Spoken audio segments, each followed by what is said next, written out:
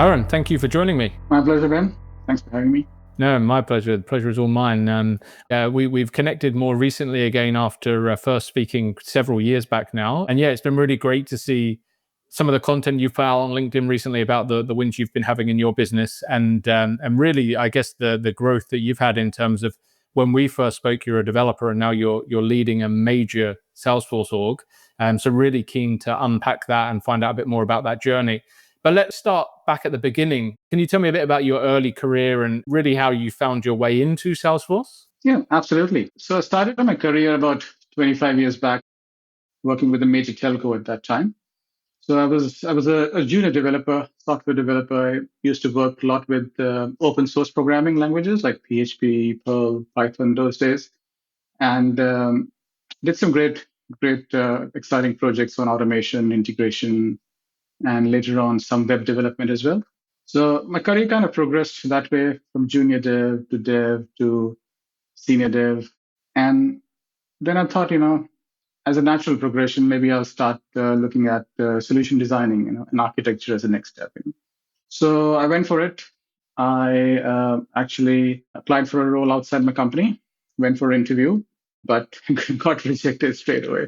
Looking back, I think that was the best rejection of my life because the very next gig I did introduced me to Salesforce.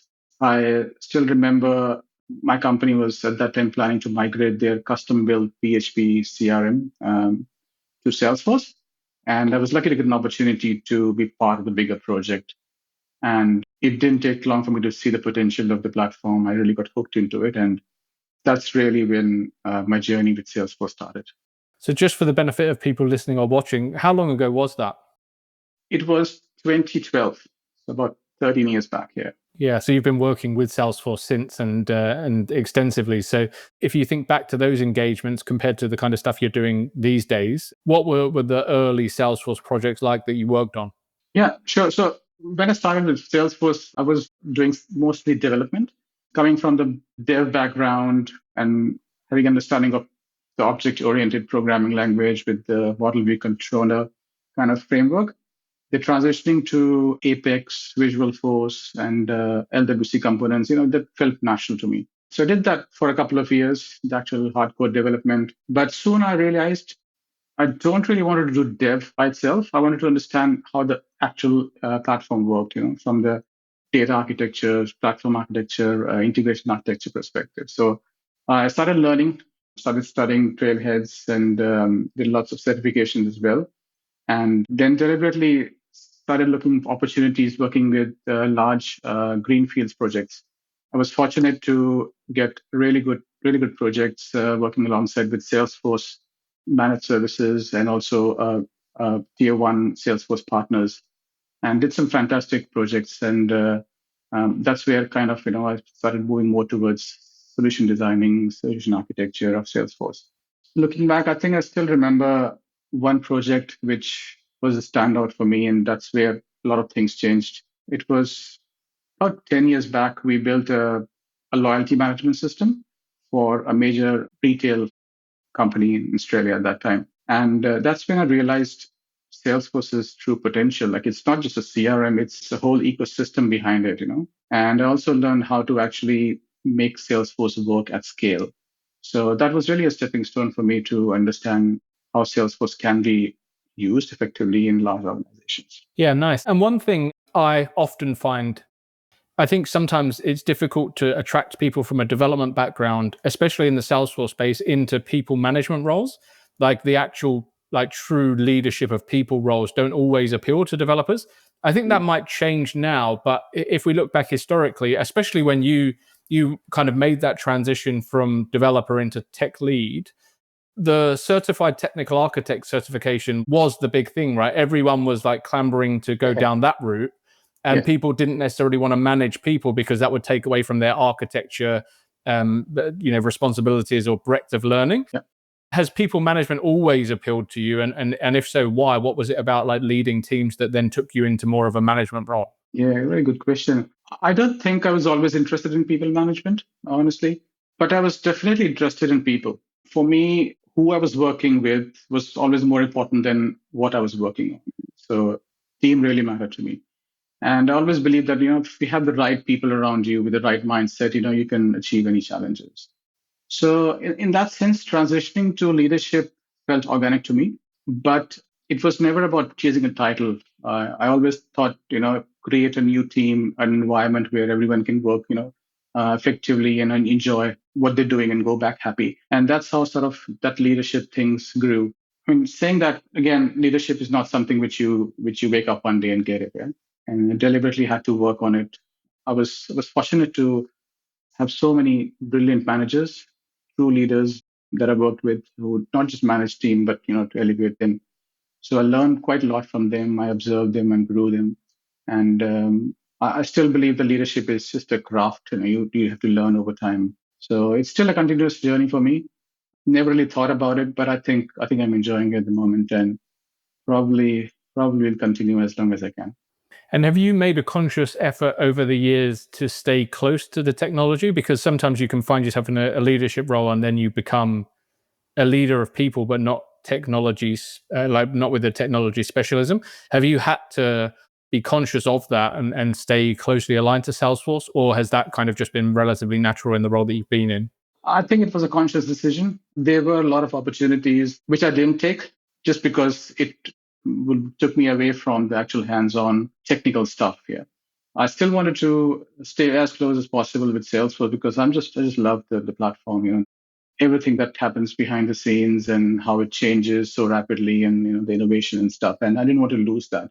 But at the same time, the advantage for me working with such a huge organization is that you can do things at scale over here. And you do need to have that element of leadership and management if you are managing a team of 15, 30 people. So it was definitely a deliberate choice for me. And let's see how long I can keep it. But for now, I'm enjoying it. And what about, like, you've worked for one business for coming up to 9 years, and obviously as a recruiter that means, for me, like, I like to see people moving because obviously that's how I stay in business. But Yeah. I also do see the value of, like, if you find a good employer and there's no reason to leave and you're learning, growing, and being rewarded, all of those things are important. Like, why leave a business? So how have you seen your skill set grow, and have you, like, kind of reinvented yourself in terms of the different roles that you've been able to take on over that time and continue to stretch yourself?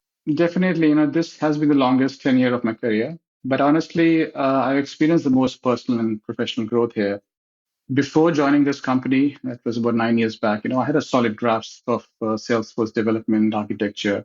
But this role, completely changed the trajectory, and hopefully for good thing. And the way it sort of shaped out for me was when I joined 9 years back, there was a huge implementation of Salesforce, and the delivery partner was just wrapping up. But internally, there was almost no resources available. It was then my manager at that time and myself that we were brought in to build in the in-house capabilities and skills round up. So there's lots of things that I started doing, which was new to me. The skill sets evolved from there onwards. And I think it happened by chance. I didn't really had more options to do anything else. So things like setting up a whole support model of Salesforce in the enterprise, putting up new dev teams, putting up new support teams, new design teams, integrating Salesforce with the enterprise-wide ITIL processes, which is very important in large organizations.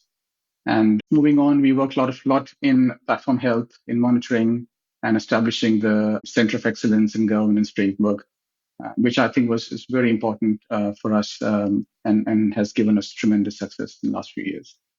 My next question was going to be around that, the center of excellence, because I think not everyone knows what a center of excellence is. And I mean, it kind of explains itself, right? But what is the benefit of having a center of excellence? What goes into setting one up? How does it differ from just having a support team or a Salesforce team? A lot of people have asked me the same question. Well, what is center of excellence, and why do you actually need it? I believe center of excellence is kind of the brain and backbone of a successful Salesforce implementation in a very big org. The easiest way to understand, a center of excellence is to think of what happens if you don't have center of excellence. We must have, encountered a lot of times things like duplication of efforts, misalignment between teams. There's nobody really knows why certain decisions were taken. or who owns what, that kind of stuff. And that's where COE comes in and puts that governance and strategy and enablement in the org. Now, setting it up, that's where things get interesting. It's not really a blueprint that we can just pick and deliver. It's more about designing a framework that works for your organization. And every organization is different. But broadly speaking, I think there are a few components that can be common with all the organizations. And first one is defining the governance side of things. What that means is establishing the decision-making framework, the architecture principles, the security guidelines. From then building on a right team. What sort of mix of people you've got? And have you got admins, you've got developers, business stakeholders, champions across departments? How do you make them work together? That's very, very important. The other important aspect is, especially in corporate large organizations, is standardization of processes, like change management, release management, ensuring all these best practices are followed. You don't want Salesforce to be working in silo. I think finally it's about adoption and fostering growth. So you don't want Salesforce to come and build some stuff and then stay like that. You want to evolve with it. As the business evolves, Salesforce should also evolve and ensure that the real value keeps on growing with the business. So overall, that's the center of excellence. You can achieve with that framework. Again, it's different for different organizations, but highly recommend any organization with large data volumes or large user bases should have a center of excellence at some shape or form. So what would you class that as? Like, what's a big user base? What's a big footprint in your view in terms of when someone needs to start considering this? So the two things. One is how many users are using your Salesforce org. For my organization, we have about 10,000 internal users and about 1 million external users, partners who use our communities and platforms. So for me, that definitely is a large organization. Whereas some organizations don't have a big user base, like you can have 300 people using Salesforce, but the data, the processes, the integration is so complex. And it's tightly embedded with all other different systems around the organization. And that, again, really good use case for having a center of excellence so that Salesforce works together with all other applications that you have in your enterprise. Mm-hmm. With such a big footprint, like 10,000 users, right? That's pretty massive. What have you learned over the years about like prioritizing new enhancements? Because there's so many people that would have an opinion on what needs to be done, what should be done, how it should be done. What have you learned about actually like cutting through the noise and like prioritizing, like this is our next thing that we need to focus on? Yeah, again, that's a really good question. And prioritization is definitely a biggest challenge that a lot of big organizations have got. As you said, different ways of prioritizing, different departments have got their own priorities. How do we actually make them all come together? And which is a valid thing. Something which is urgent for sales might not be urgent for customer support and vice versa. So your challenge is to how to manage expectation and prioritization for both. So yeah, I can think of three things that typically I do, and I let my teams embrace those things as well. Which is, first one is start with a why. This is really very important. Ask the problem statement. My team filters out so many requests that comes from business. Requests like, can you please add 3 fields on this object, or can we have this workflow rule set up? So our response to them is always give us a problem statement, leave the solutioning to us. So start with a why. Why are we doing it, first of all? The second really good way of filtering out or prioritizing the work is finding the effect, quantifying the impact of it. So is that change affecting 10 users or 10,000 users? And that'll drive the prioritization. And the third one, which is often very, very important, especially in organizations who've got a very rigid roadmap, is whatever you do, whatever changes that come across to you, think and ask yourself a question, is it aligned with our strategic roadmap? If your strategic roadmap says make the user experience easy, this change, will it make the user experience easy or not? Mm-hmm. So these are three main guidelines or guidances I give to my team when they do prioritization. I think there's another layer on top of it, which is also very important. which is of transparency. So being transparent with stakeholders, so that they understand why behind our decisions. So it could be as easy as making your backlog visible, transparent to everyone. It could be a Jira board, it could be anything else. Or having monthly meetings with stakeholders where you showcase what have you delivered, what's there in your pipeline, and that's the prioritization. So it's really important to open that layer of transparency, and so that everyone knows who's doing what, and the confusion then dies down. And you mentioned business champions before. So, like, do they take on a lot of that responsibility? Because obviously you can't deal with all 10,000 people. So, like, do you have a business champion in each area of the business that will do a lot of that kind of screening initially? Absolutely, yes. Yeah. We do have front gates for 3 or 4 broader areas of the business. So we have one for service, which looks after all our contact centers, and all the new requests, changes, they go to them, they collate, and then pass it on to us for discussion. Similarly, we have one for sales, one for marketing, and there are other small niche group of departments who use Salesforce. They have the same sort of front gate. And what about there was Agent Force just a week or so back in Sydney, and I know a lot of business people go to these events on the business side who might be users or stakeholders and people that might be paying for licenses, and they come back and they say, "Let's implement Agent Force." It's amazing. Like I saw this amazing demo and let's get it. And how do you then rein them in? And sometimes obviously it might not be reining them in, it might be a great solution for the business, but how do you look at things like, is there an ROI in this? Like, what's the business value? How do you consider that when looking at new Salesforce products? Yeah, no, that happens quite a lot. A business goes to all these events and drink the Kool-Aid and come back with requests like, give me Agent Force for this. I mean, my approach to assessing this new products and features is quite simple and quite old-fashioned as well. It's typical cost value analysis. I look at more both direct and indirect return of investment. So, for instance, asking a question like, will this increase our revenue in any way? Could be better lead conversion through Einstein AI, or will it reduce any cost, like automating any workflow rules and stuff like that? Then that's direct return of investment. Some benefits don't have a dollar amount to it, but can be a game changer in productivity. And things like, will this product or feature improve efficiency? Will it reduce risk, enhance user experience? And that's all comes under the indirect return of investment. So that's typically when you look at the cost value benefit. Another very important consideration that you have to look, especially in large scale Salesforce implementation, is, will the product actually fit in your Salesforce ecosystem? Can it scale with the business, or will it outgrow in a couple of years?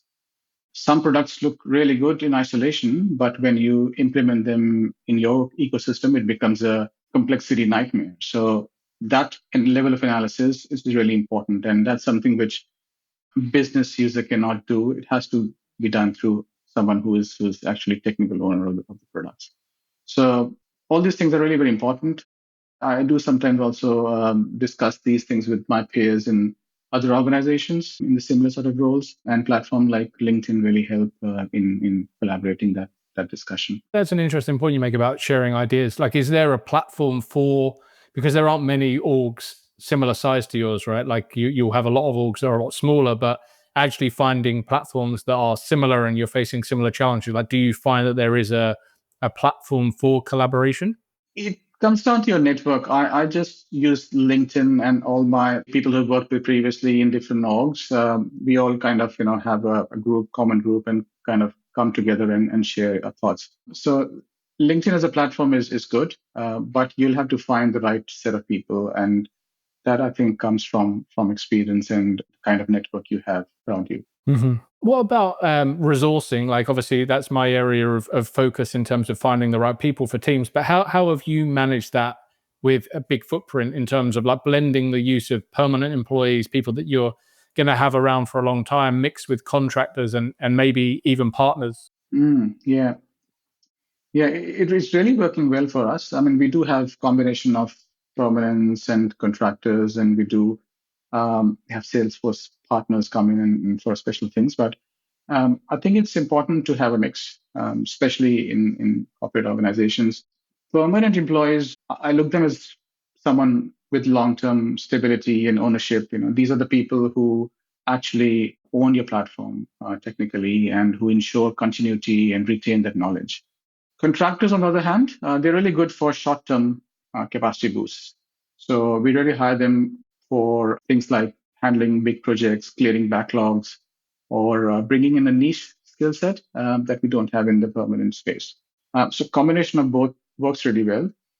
Now, Salesforce partners, they own have got their own space in our organization, especially when it comes to large scale transformation that goes on. And that's where we look for specialized knowledge and best practices that they can come and deliver. So I think our organization is doing really well in kind of having balance of all three. The challenge for myself and people in my category of roles is ensuring that these partners don't just build and leave, which happens quite a lot. A good partner, I think, is someone who can enable your internal team and do not make you dependent on them. So that's something which really need to take care of before fine tuning the mix. Yeah, it's such a good point. Like I think that enablement of the existing team is key. But how have you found also like I know I've spoken to other people in other big orgs where they feel sometimes as permanent employees you don't always get the most interesting work because that can sometimes go to partners. Have you found a balance of making sure that long-term employees are also being exposed to new technology, not just on the support side, but actually if a partner does come in for a transformation, are you enabling team members to also experience that? Yeah, absolutely, absolutely. I think that's really key to motivate your permanent employees who've been there with you for a long time. And I think we as a company, especially my team, is doing really well. I mean, we have people permanents working with us from like 20 plus years, not just in Salesforce, but from coming from all of the other parts of the businesses.